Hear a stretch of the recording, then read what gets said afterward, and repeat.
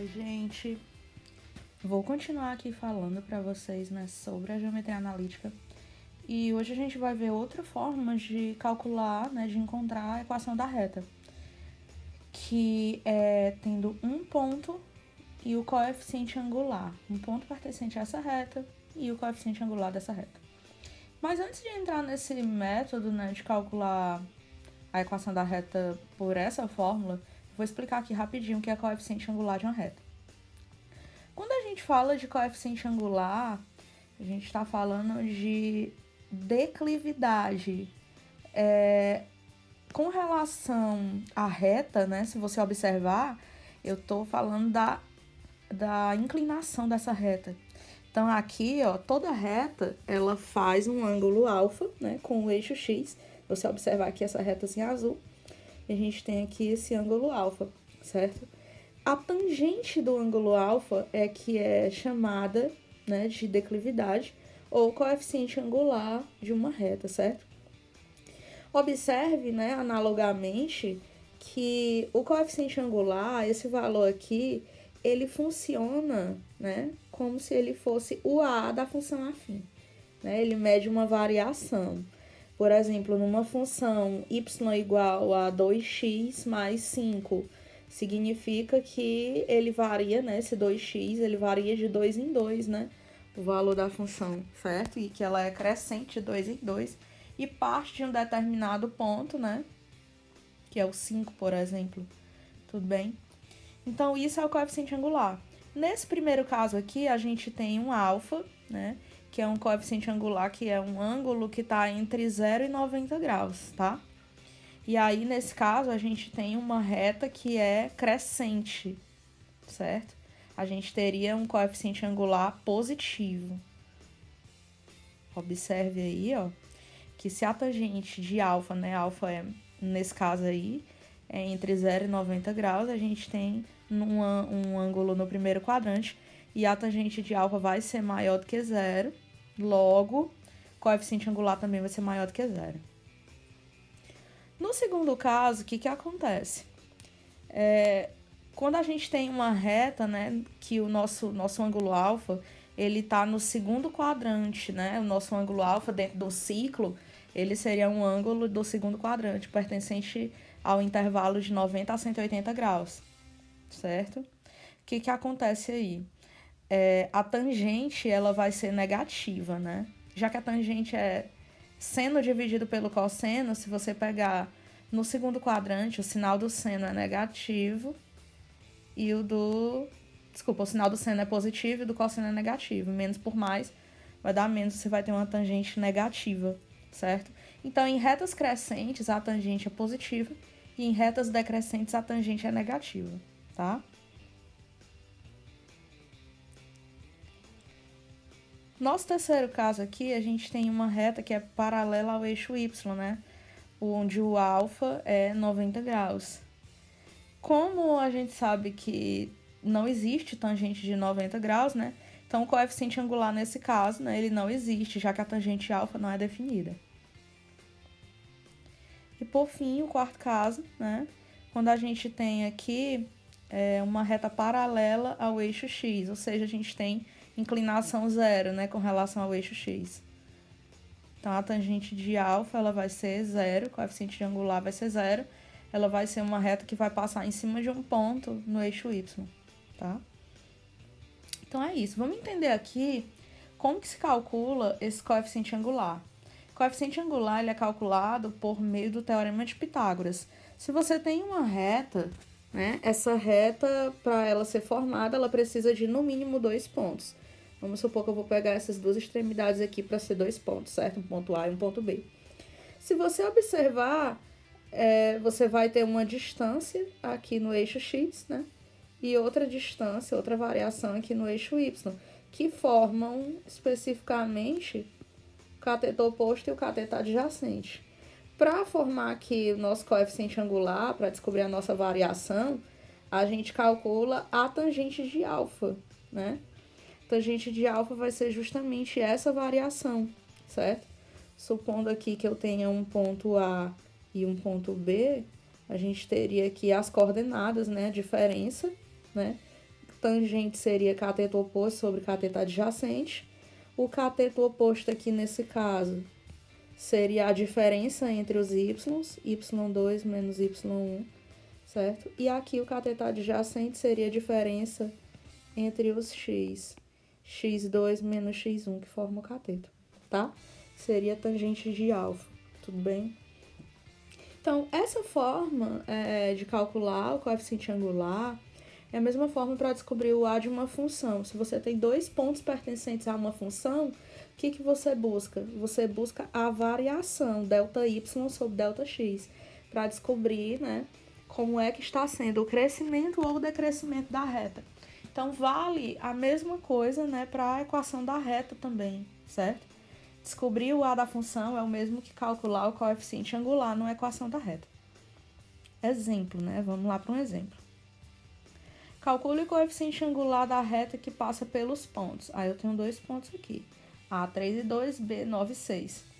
Observe aqui, ó, que por quaisquer dois pontos, né, eu posso traçar uma reta que passa por eles, tá? Então, o que vai acontecer aqui? Como que eu vou descobrir a minha variação ou o meu coeficiente angular, certo? Eu vou pegar a diferença, né, entre os y, a variação, e depois a diferença entre os x. Então, aqui, o que eu tenho? O meu y, ó, o meu y2 e o meu y1, se você observar, ele foi de 2 até 6, né? É como se fosse aqui, ó, o meu cateto oposto, que vale 4. E aqui, eu tenho o meu x1 e o meu x2, ó. A variação aqui que está formando o meu cateto adjacente, de 3 para 9, né? Eu tenho aqui uma variação 6, certo? Então, quando eu faço a diferença entre as minhas ordenadas sobre a diferença entre as minhas abscissas, eu tenho aqui o meu valor do m, que é o coeficiente angular. Então, aqui a gente tem 4 sextos, que simplificando por 2 dá 2 terços. Então, a tangente de alfa é 2 terços, ou seja, o m é igual a 2 terços, né? Que é o coeficiente angular desse problema, tá? Seguindo aqui, entendendo nessa questão do coeficiente angular, a gente vem para a equação geral da reta. Aqui a gente vai escrever ela numa outra estrutura, tá? Já vimos, né? A gente já viu como construir a equação da reta tendo dois pontos. Quando a gente tem dois pontos, a gente utiliza determinantes de matriz, né? Agora, para construir a equação da reta, nesse caso aqui, a gente vai ter apenas um ponto e o coeficiente angular. Aí é outra maneira de construir a equação da reta. Observe aqui, ó, que a gente tem a fórmula do coeficiente angular, que seria o quê? A diferença entre as ordenadas dividido pela diferença entre as abscissas. Quando a gente faz aqui o produto dos meios pelos extremos, o que nos resta aqui, ó? Y menos YA igual a M que multiplica X menos XA. Então, o que é isso daqui, né? O X e o Y são as nossas incógnitas que pertencem realmente à equação, certo? O YA e o XA é o ponto que a questão te deu e o M é o teu coeficiente angular, certo? Então, depois que você resolve organizar a expressão, você tem uma equação geral. Essa daqui é uma forma diferente de escrever ela. Fazendo aí o produto dos meios pelos extremos, na fórmula do coeficiente angular, podemos escrever a equação da reta também, né? Outra maneira. Após substituir os termos, basta reorganizar os coeficientes e escrever essa equação na forma dela geral, que é essa daqui. AX mais BY mais C igual a 0. E aí vamos para o exemplo, né? Obtenha a equação da reta que passa pelo ponto P, 2 e menos 5, e forma um ângulo de 135 graus com o eixo das abscissas. Observe que aqui eu quero a equação, né? E eu estou numa situação diferente. Eu não tenho dois pontos para colocar numa matriz, eu tenho um ponto e um ângulo, certo? Então, o que eu tenho aqui? Se o meu alfa é 135 graus, o meu M, que é o meu coeficiente angular, ele é a tangente de alfa. Então, ele é a tangente de 135 graus. Para quem não lembra, né? Vamos aqui, né? A gente tem, certo? aqui é o ângulo de 45. E aqui é um correspondente dele, que é o ângulo de 135, certo? Para quem não lembra, né, o ângulo de 135 graus, ele é espelho do ângulo de 45, só que no segundo quadrante. Então, ele tem o mesmo valor numérico da tangente de 45, só que com sinal negativo, né? Tangente de 45 é 1, então tangente de 135 vale menos 1. Então, esse aqui é que é o nosso valor do m, nosso coeficiente angular, tá? Para eu montar a equação, o que eu vou fazer? Y menos YA ou Y0, vou botar Y0, tá? Para que possa valer para qualquer ponto. Igual a M, que multiplica X menos X0. Esse Y0 e esse X0 vão ser as coordenadas do ponto que eu tenho. E esse M vai ser o meu coeficiente angular, que é a tangente do ângulo. Então, montando a equação, o que nós vamos ter aqui, ó? Y menos... O Y do ponto aqui é menos 5, né? Então, coloco menos 5. Observe aqui para fazer o jogo de sinal, né? O meu M é menos 1, que é meu coeficiente angular, né?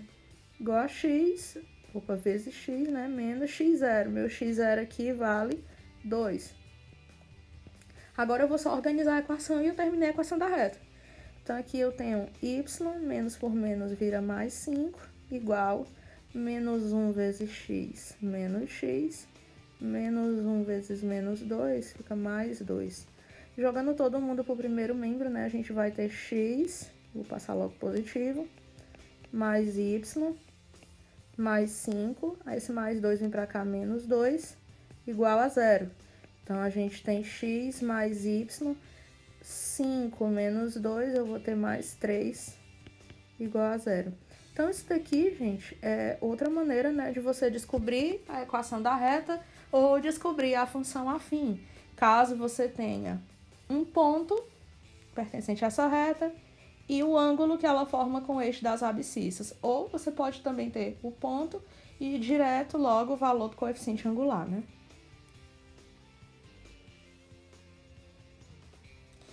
Próximo vídeo eu vou resolver probleminhas com vocês, aguardem. Quem ficou com alguma dúvida, deixa aí na caixinha dos comentários, curte, comenta, compartilha o vídeo com os colegas, se inscreve no canal e até o próximo vídeo.